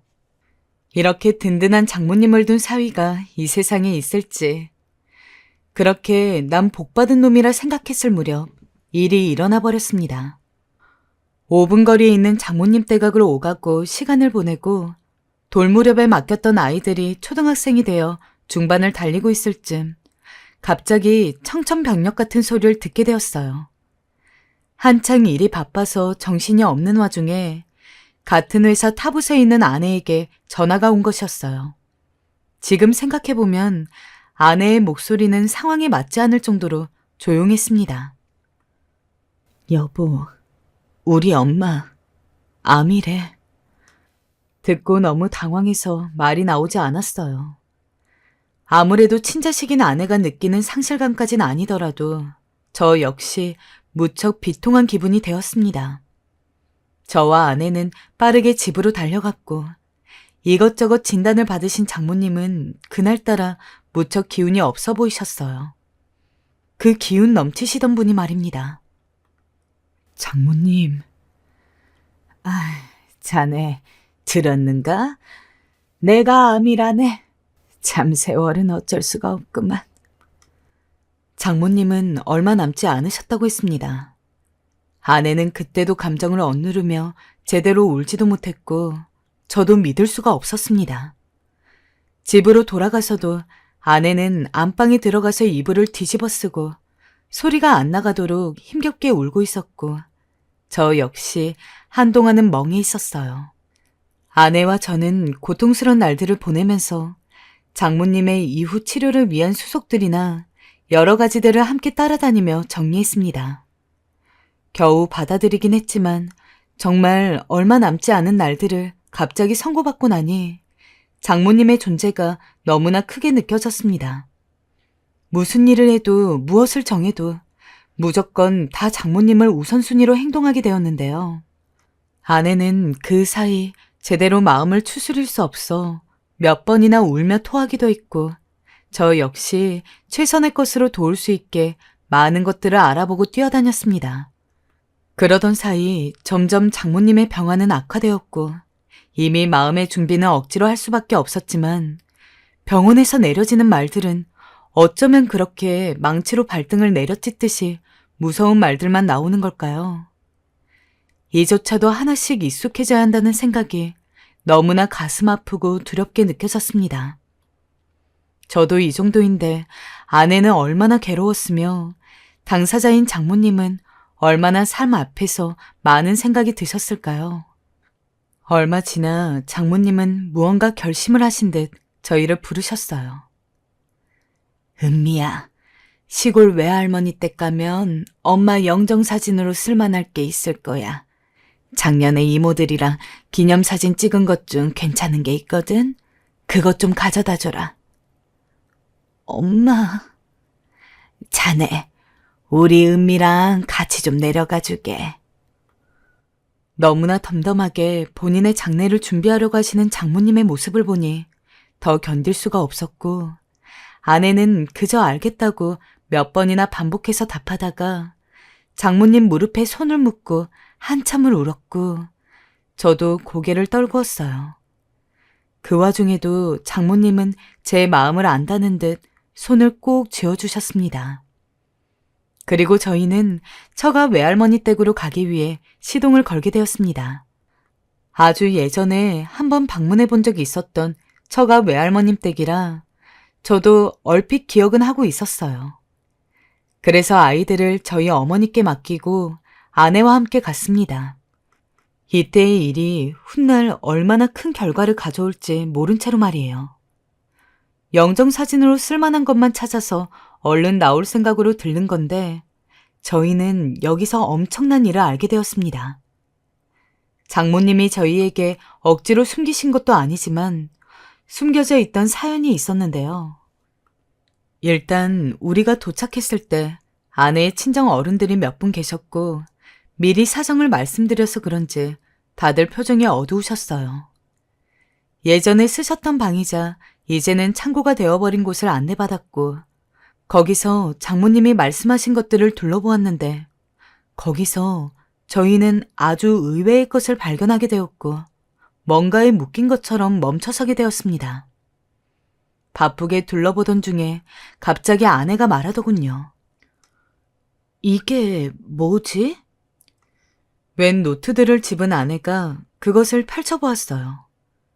평소에도 책 읽는 걸 좋아하시고 필사하시는 걸 좋아하는 장모님이셨는데 아주 젊은 날에도 글 쓰시는 걸 즐기셨는지 일기장이 몇 권 있었던 것이었어요. 아내는 그것을 물끄러미 읽더군요. 계속 짧은 탄성을 내지르는 아내의 반응이 왜 그런가 싶었는데 이윽고는 저를 부르는 것이었어요. 여보, 엄마한테 이런 일이 있었나 봐. 무슨 일인데 그래? 알고 보니 장모님께서 생전에 아내에게 단 한 번도 말한 적이 없는 이야기가 적혀 있던 것이었어요. 그러니 당연히 저도 금시초문이었고 아내와 저 둘 다 무척 당황하게 되었어요. 내용인 즉슨 장모님께선 학창시절부터 무척 좋아했던 분이 따로 계셨고 20대 초반이 될 때까지 거의 4, 5년간을 연애를 하셨던 모양입니다.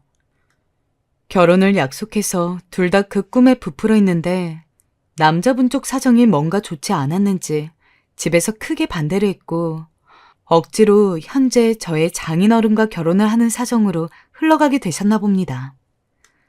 그렇게 듣고 나니 저도 모르게 장모님과 장인어른의 평소 모습을 반사적으로 떠올리게 되었는데요. 생각해보니 두 분이 어떤 부부의 모습으로 지내셨던 건지 문득 헷갈리더군요.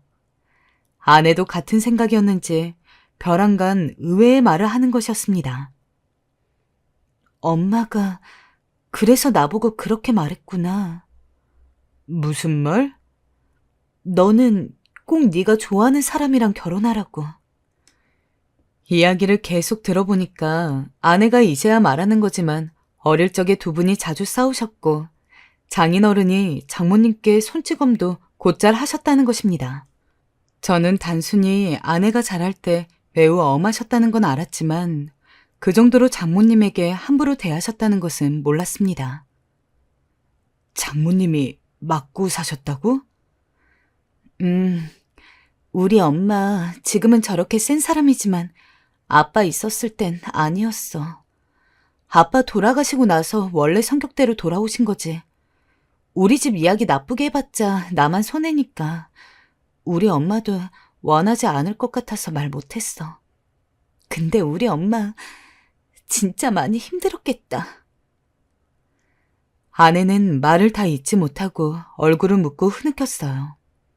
저희 장인어른은 오래전에 돌아가셨기에 두 분의 모습을 본 적은 없었고 그저 평범한 부부라고만 생각했어요. 그러나 원해서 한 결혼이 아니며 그 결혼 생활 안에서도 장모님은 차마 밖에 말하기 어려운 남편의 폭언이나 폭력 등을 감안하면서 힘겹게 가정을 지켜오셨던 것이었어요. 그리고 대략 일기장 내용을 보니 장모님은 억지로 시집을 가게 되었고 자신에게 함부로 대하는 장인어른의 모습에 더 경악을 하셨던 것 같습니다.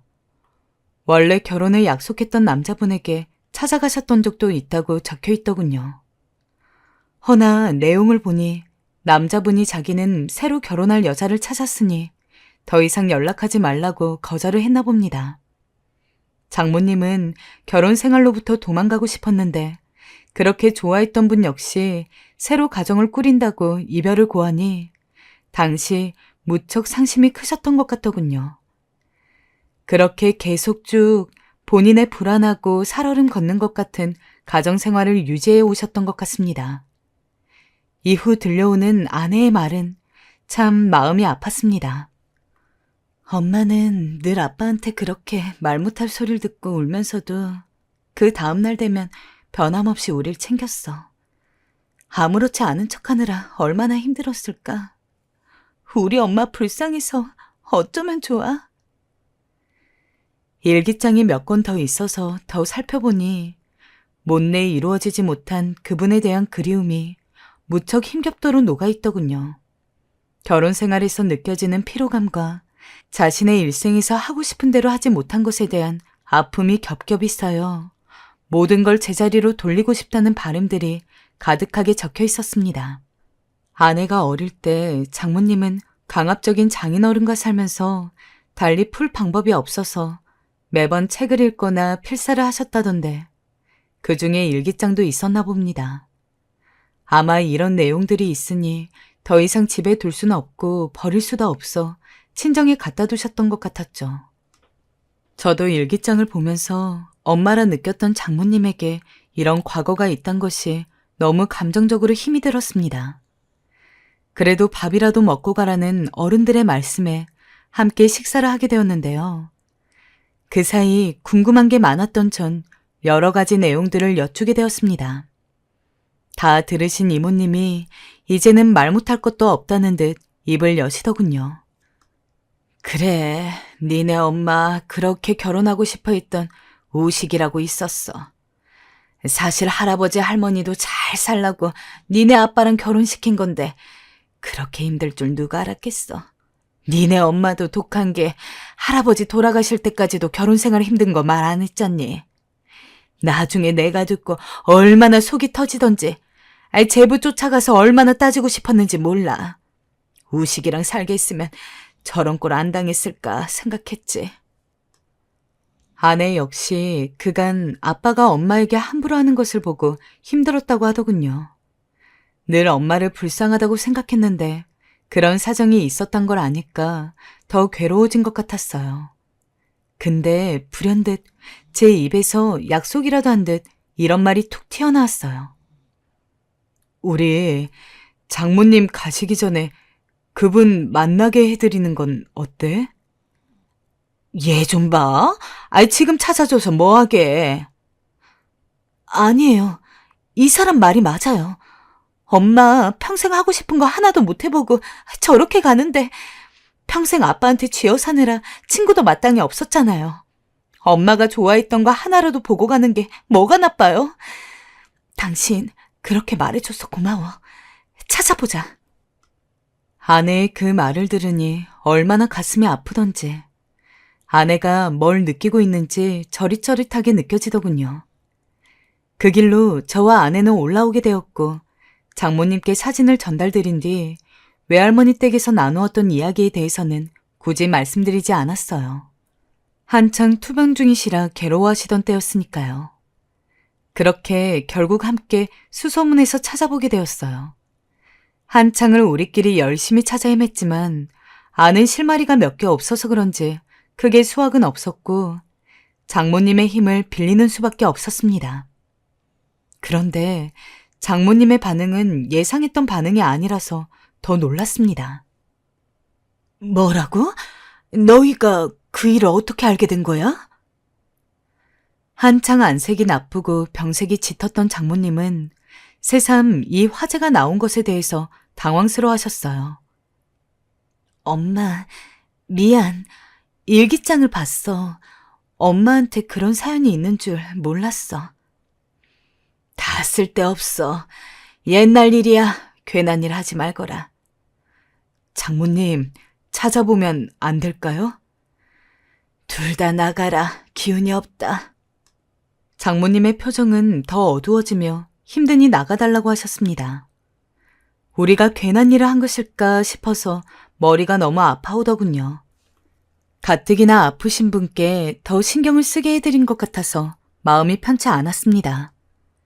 그러던 중 사정을 들으신 이모님께서는 다른 입장을 말하시더군요. 그럼 너희가 할 수 있는 한에서 한번 조용히 찾아봐라. 알아봤는데도 만나기 싫으시다고 하면 그때 말면 되는 거 아니니?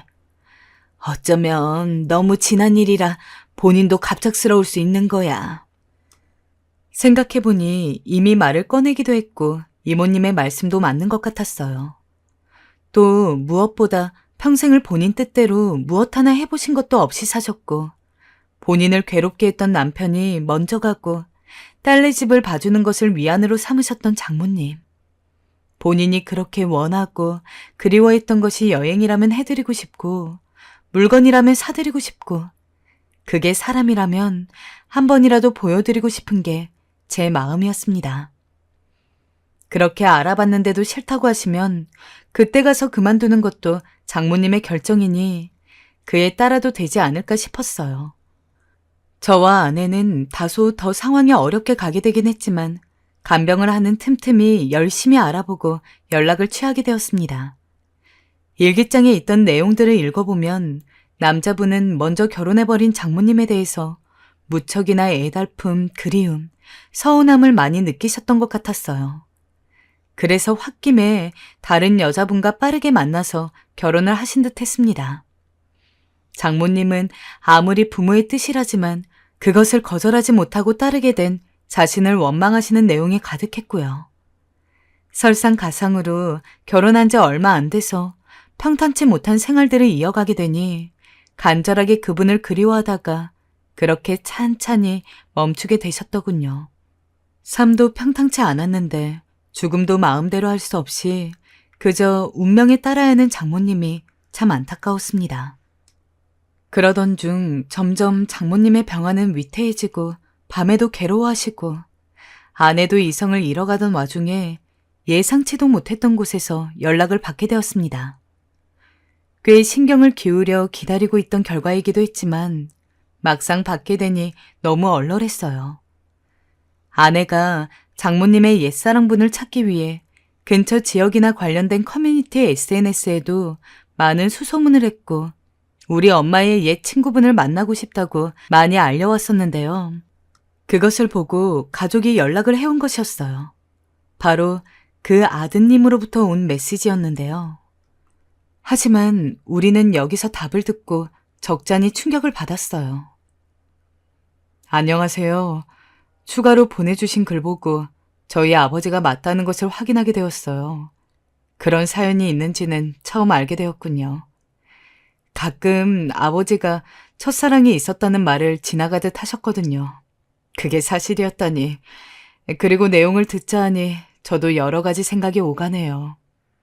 이 이야기를 아버지가 직접 들으셨다면 어땠을지 저도 궁금합니다. 10년 전에 병환으로 이미 돌아가셨는데 저도 오늘따라 아버지가 더 보고 싶어지는군요. 이미 그분은 세상에 없었어요. 훌쩍 먼저 떠나셨다고 하니까 참 허탈하게 느껴지더라고요. 이후 더 상황을 듣고 싶어서 여러 가지 말을 주고받았는데 장모님의 첫사랑이었던 이 남자분도 아내분을 일찍 떠나보내셨다고 합니다.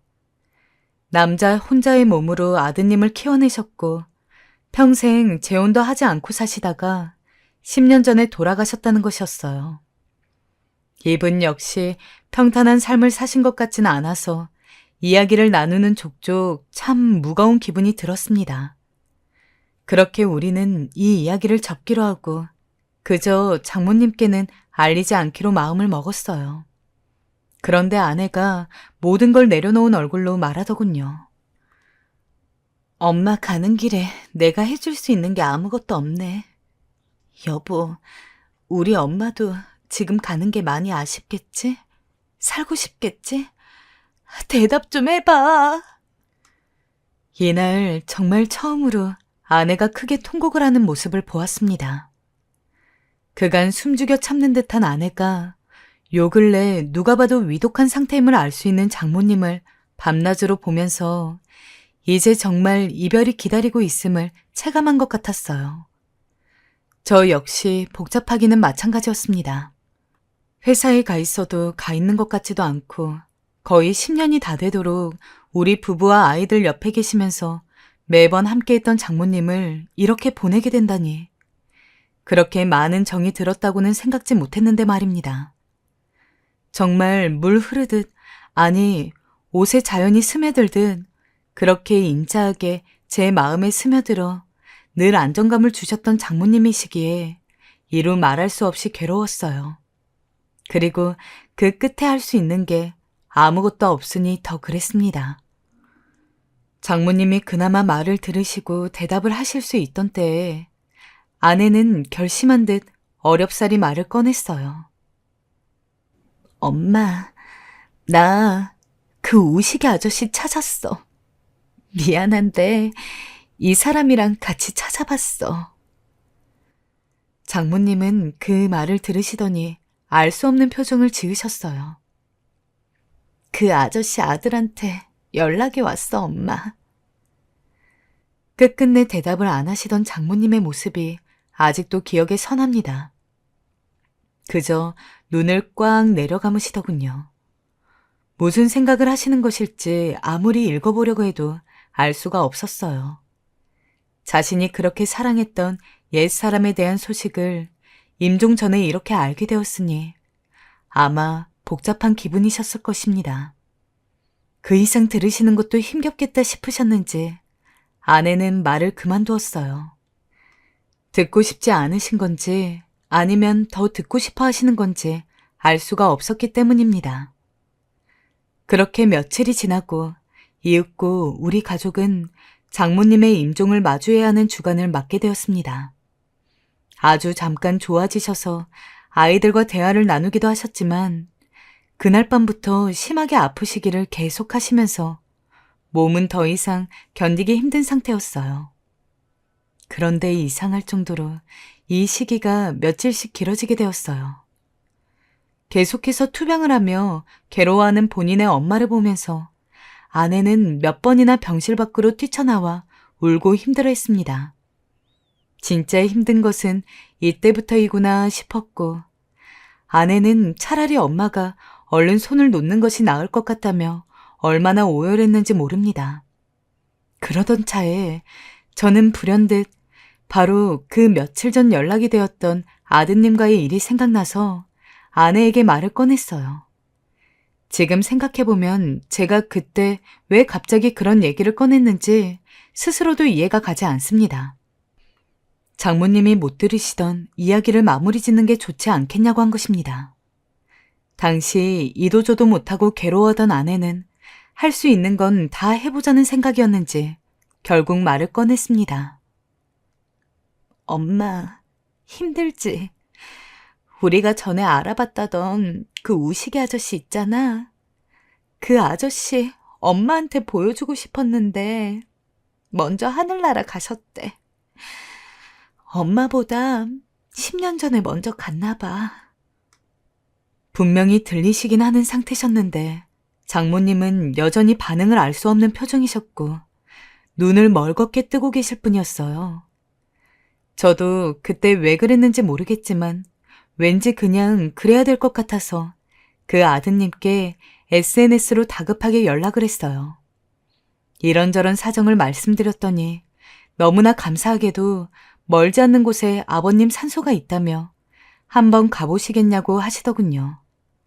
사실 운전해서 그쪽까지 가는 길 중에도 저는 이게 맞는 건지 이럴 때 조금이라도 장모님과 아내 옆에 있어야 하는 건 아닌 건지 혼란스러웠어요. 하지만 이 얼마간 지켜본 상황으로 저는 이게 맞을 수도 있다는 일말의 생각만을 갖고 달렸습니다. 그렇게 해서 아드님과 산소를 방문하게 되었고 허락을 받고 묘사진을 찍게 되었어요. 그리고 아드님이 준비해준 사진을 챙겨받았습니다. 그리고 한창 눈도 못 감고 숨이 붙어있는 시간을 견뎌야만 하는 장모님께 한 번쯤은 뭐라도 뭔가를 보여드리고 싶어 빠르게 달려갔습니다. 그렇게 다급하게 달려가서 누워 계신 장모님께 산소 사진과 돌아가시기 전 사진을 보여드렸어요. 장모님, 보이세요? 이분 먼저 하늘에 가 계세요. 장모님도 이제 편히 쉬세요. 근데 이 말을 전하고 장모님의 반응이 이상했어요. 아내의 말과 제가 보여드린 사진을 보고 들으신 장모님은 한참을 눈을 맞추고 사진을 보시더군요. 세월이 흐른 중년의 남자와 그분의 이름 세자가 적혀있는 묘를요. 그것만 보았을 뿐인데도 몇 초간 한참을 응시하고 계시더니 이윽고 눈꺼풀을 계단처럼 찬찬히 감기시는 것이었어요. 그 눈꺼풀이 아주 천천히 무겁게 그리고 완전히 닫히는 것을 보고 얼마나 놀라며 가슴이 미어졌는지 모릅니다. 그렇게 닫혀진 눈꺼풀에 겨우 잠깐 미간 쪽과 함께 힘이 세게 쥐어지는 듯 하더니 한쪽 눈 끄트머리에서 눈물이 툭 흐르는 것이 아니겠어요? 장모님은 힘겨웠던 며칠간의 숨은 굳게 닫힌 눈꺼풀과 함께 완전히 멈추게 되었습니다. 어쩌면 저희에게 이렇다 싶게 시원스레 말하시진 못하셨지만 마음으로는 정말 그분을 기다리고 계셨던 게 아닐까. 다 이루지 못한 세상의 한 때문에 괴로워서 눈을 못 감으셨던 게 아닐까 싶었습니다. 그게 장모님의 마지막 표현이었던 것 같아서 너무나 가슴이 아파서 견딜 수가 없어 잠깐 멈추고 그제서야 크게 화장실에서 울었습니다. 마지막으로 부디 장모님께서 하늘에서는 행복하시고 본인이 하고 싶었던 것을 편히 이루시기를 간절히 바라게 됩니다. 장모님 사랑합니다. 글 읽어주셔서 감사합니다.